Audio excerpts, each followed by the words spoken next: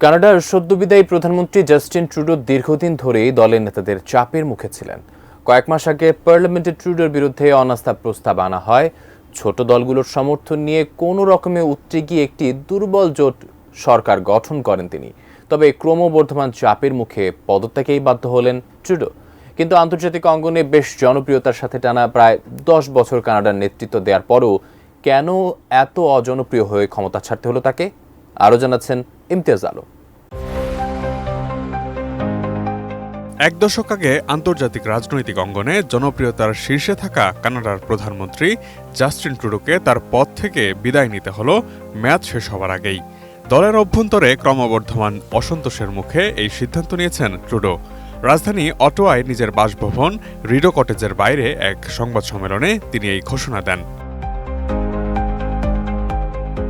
কিন্তু কিভাবে একজন জনপ্রিয় রাজনীতিবিদ এমন সংকটে পড়লেন? ট্রুডোর জনপ্রিয়তা কেন এত নিম্নমুখী হলো তা নিয়ে একটি বিশ্লেষণধর্মী প্রতিবেদন প্রকাশ করেছে তুরস্কের সংবাদ মাধ্যম টিআরটি ওয়ার্ল্ড। কোয়ালিটি সম্পন্ন আন্তর্জাতিক মানের CMT 500W CSRM committed for better still। 2024 সালে কানাডায় মুদ্রাস্ফীতির কারণে ঊর্ধ্বমুখী ব্যয় জনজীবনে প্রভাব ফেলতে শুরু করে। নিত্য প্রয়োজনীয় জিনিসপত্র এবং আবাসন ব্যয়ের ঊর্ধ্বগতিতে মানুষ ক্রমশই ক্ষুব্ধ হয়ে উঠেছে। ট্রুডো সরকার এই সংকট মোকাবিলায় কার্যকর কোনো পদক্ষেপ নিতে ব্যর্থ হওয়ায় ভোটারদের মধ্যে অসন্তোষ বাড়ছে। পরিবেশ সুরক্ষা নিয়ে ট্রুডোর লিবারেল পার্টি ব্যাপক সমালোচনার মুখে পড়ে। জলবায়ু সংকট মোকাবিলার ক্ষেত্রে কার্যকর পদক্ষেপ নিতেও ব্যর্থ ট্রুডোর প্রশাসন, এমনটি মনে করেন কানাডার জনগণ। জনস্বাস্থ্য ব্যবস্থাপনায়ও ব্যর্থতার দায় ট্রুডোর ঘাড়ে। প্রদেশগুলোর সঙ্গে স্বাস্থ্যসেবা তহবিল নিয়ে আলোচনা করতে ব্যর্থ হওয়ার জন্য ট্রুডোর সরকার বেশ সমালোচিত হয়েছে। এই বিষয়টি স্বাস্থ্যসেবা খাতে গুরুত্বপূর্ণ অংশীদারদের সঙ্গে তার সরকারের সম্পর্ককে দুর্বল করেছে। ফেডারেল বাজেট প্রস্তাব ট্রুডোর নিজ দল এবং বিরোধী পক্ষ উভয়ের কাছেই সমালোচিত হয়। বাজেট প্রস্তাবে প্রগতিশীল গোষ্ঠীর চাহিদা উপেক্ষিত হয়েছে বলে মনে করা হয়। এটি ট্রুডোকে জনগণের সঙ্গে সম্পর্কহীন একজন নেতা হিসেবে চিত্রিত করেছে। যুক্তরাষ্ট্র কানাডা সম্পর্কেও একটি বড় প্রভাব ফেলেছে। নবনির্বাচিত মার্কিন প্রেসিডেন্ট ডোনাল্ড ট্রাম্প ঘোষণা দিয়েছেন মেক্সিকো ও কানাডা থেকে আমদানিকৃত সব পণ্যের উপর 25% শুল্ক আরোপ করবেন।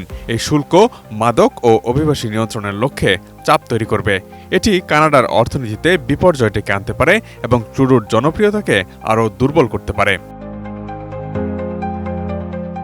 কয়েক সপ্তাহ আগে ট্রুডোর অর্থমন্ত্রী ক্রিস্টিয়া ফ্রিল্যান্ড পদত্যাগ করেন, যা সরকারে ভাঙনকেই স্পষ্ট করে। ট্রুডো তাকে কম গুরুত্বপূর্ণ একটি পদ নিতে বলার পর তিনি পদত্যাগ করেন। ফ্রিল্যান্ড প্রথম ট্রাম্প প্রশাসনের সময় কানাডার প্রধান বাণিজ্য আলোচক ছিলেন। ট্রুডোর অন্যতম বিশ্বস্ত সহযোগীও ছিলেন তিনি। ফ্রিল্যান্ডের সমর্থন হারানোকে জাস্টিন ট্রুডোর আরেকটি বড় রাজনৈতিক ব্যর্থতা হিসেবে দেখছেন কানাডার জনগণ। ট্রুডোর পদত্যাগের পর আলোচনা এখন কে হতে যাচ্ছেন কানাডার পরবর্তী প্রধানমন্ত্রী।